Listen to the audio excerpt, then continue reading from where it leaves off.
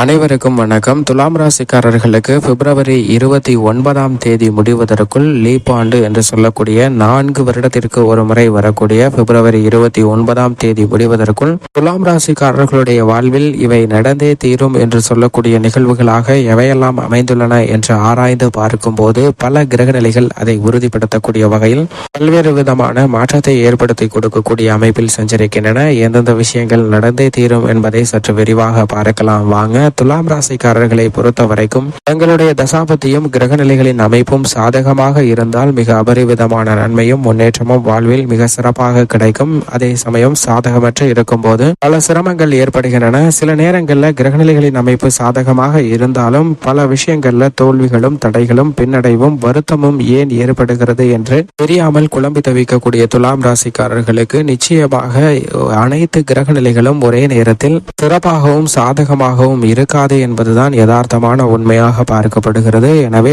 ஒவ்வொரு கிரகத்தின் ஆதிக்கமும் ஆளுமையும் அதிகாரமும் தெரிந்தால் அந்த விஷயத்திற்கு ஏற்றவாறு கிரகத்தின் தன்மைக்கு ஏற்றவாறு நாம் முடிவெடுத்தால் நிச்சயமாக நல்ல ஒரு முன்னேற்றத்தை பெற்றுக்கொள்ளலாம் என்பதில் சந்தேகமே இல்லை. அப்படி பார்க்கும்போது துலாம் ராசிக்காரர்களுக்கு இந்த தருணத்தில் நவ கிரகங்களிலே வலிமை வாய்ந்த குரு மற்றும் சனி ஆகிய 2 கிரக நிலைகளும் நல்ல பலனை கொடுக்கக்கூடிய அற்புதமான அமைப்பில் தான் சஞ்சரிக்கின்றன. அப்படி இருந்தாலும் கூட நன்மை கிடைக்கவில்லை.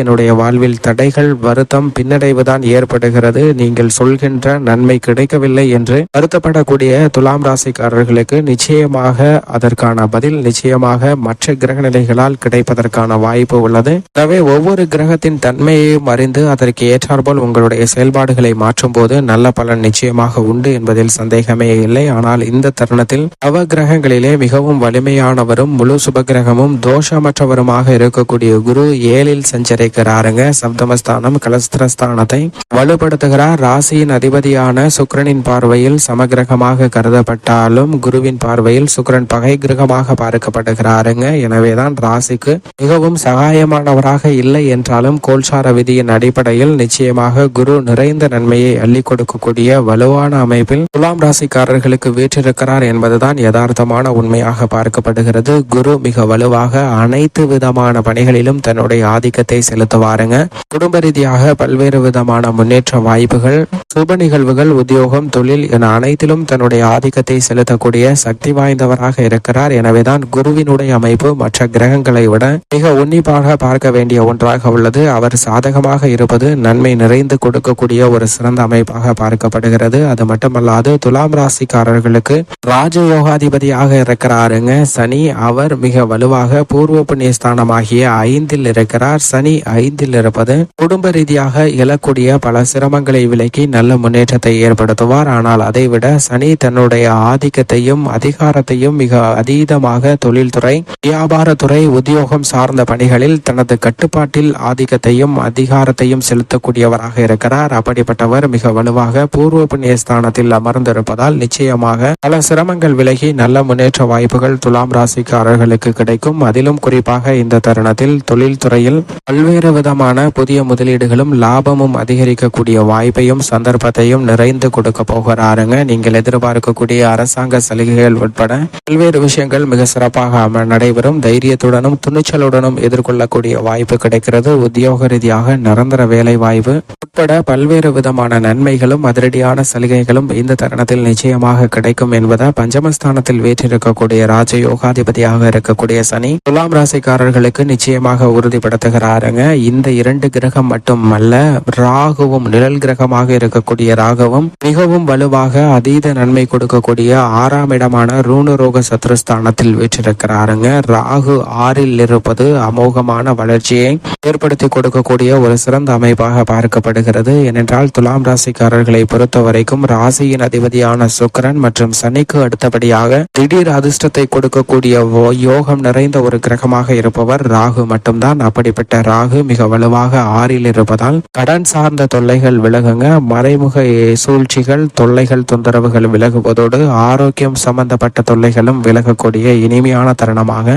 நிச்சயமாக துலாம் ராசிக்காரர்களுக்கு அமைகிறது என்பதில் சந்தேகமே இல்லை. ராகுவின் அமைப்பும் மிக வலுவாக இருப்பதால் எதிர்பார்க்கக்கூடிய முன்னேற்றம் நிறைந்து கிடைக்கும். இது மட்டுமல்லாது ராஜயோகாதிபதியாக இருக்கக்கூடிய சனியுடன் இணைந்து முதன்மை கிரகமாக இருக்கக்கூடிய சூரியன் சஞ்சரிக்கிறார். சூரியன் பூர்வ புண்ணிய ஸ்தானத்தை வலுப்படுத்துவதால் இருப்பதால் தந்தையின் உடல் நலத்தில் ஆரோக்கியம் அதிகரிக்கும், அரசாங்க சலுகைகள் நிறைந்து கிடைக்கும், பல்வேறு விதமான அலைச்சல் சிரமம் குறையுங்க.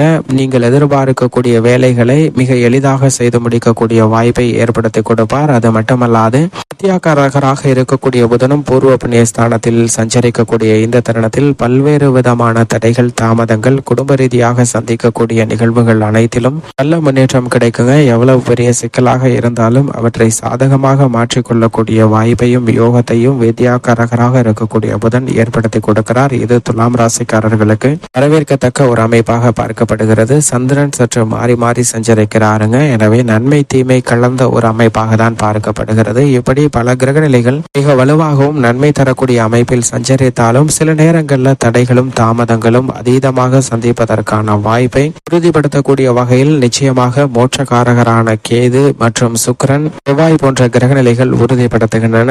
ராசியின் அதிபதியான சுக்கிரன் சுகஸ்தானத்தில் வீற்றிருப்பது நன்மை நிறைந்து கொடுக்கக்கூடிய ஒரு சிறந்த அமைப்பாக இருந்தாலும் கூட அவர் உச்சம் பெற்ற செவ்வாயுடன் அர்த்தாஷ்டக ஸ்தானத்தில் அமர்ந்திருப்பதால் சில தடைகளும் தாமதங்களும் ஏற்படுகிறது. அதுதான் மிக முக்கியமான காரணமாக பார்க்கப்படுகிறது. எனவே இந்த தருணத்தில் கலைத்துறை மற்றும் அரசியல் துறை சார்ந்த பணிகளில் சின்ன சின்ன தடைகளும் தாமதங்களும் ஏற்படலாம். கலைத்துறையில மிக அபரிவிதமான மாற்றம் ஏற்படுங்க. எனவே அகலக்கால் வைக்க வேண்டாம். எதை செய்தாலும் சிந்தித்து செயல்பட வேண்டும். மிகப்பெரிய அளவில் முதலீடு செய்வதை தவிர்ப்பது நல்லது. திட்டமிட்டு செயல்பட்டால் கலைத்துறை ரீதியான பணிகளில் இருக்கக்கூடிய சிரமங்களை விளக்க முடியும். அரசியல் சார்ந்த பணிகளிலும் தேர்தல் வெற்றிக்காக புதிய யூகங்கள் மேற்கொள்வதில் சின்ன சின்ன மந்தமான சூழ்நிலை ஏற்படுவதற்கான வாய்ப்பு நிச்சயமாக ராசியின் அதிபதியான சுக்கிரன் உச்சம் பெற்ற செவ்வாயுடன் இணைந்திருப்பதால் செவ்வாய் உச்சம் பெற்றிருப்பது மிகப்பெரிய அளவில் வரவேற்கத்தக்க ஒரு அமைப்பாக இருந்தாலும் அவர் அர்த்தாஷ்டக ஸ்தானமாகிய 4 இருக்கிறாருங்க. எனவே விவசாயம் சார்ந்த பணிகளில் சற்று கூடுதல் அலைச்சலும் சிரமமும் ஏற்படுவதற்கான வாய்ப்பு இருக்கிறது.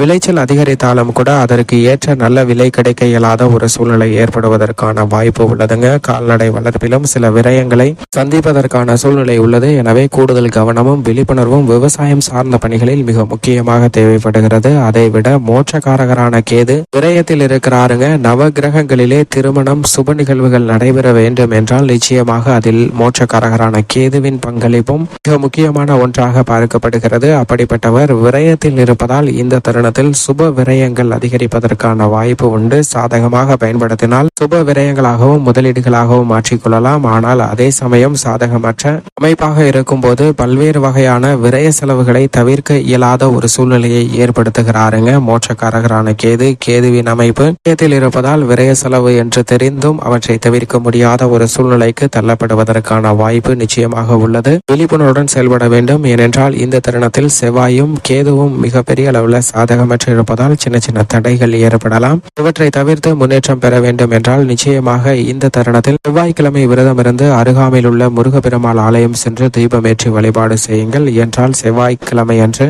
மற்றவர்களுடைய பசியை தீர்க்கக்கூடிய வகையில் அன்றைய தினத்தில் அன்னதானம் மேற்கொள்ளுங்கள். நல்ல பலன் துலாம் ராசிக்காரர்களுக்கு நிச்சயம் நிறைந்து கிடைக்கும் என்பதில் சந்தேகமே இல்லை.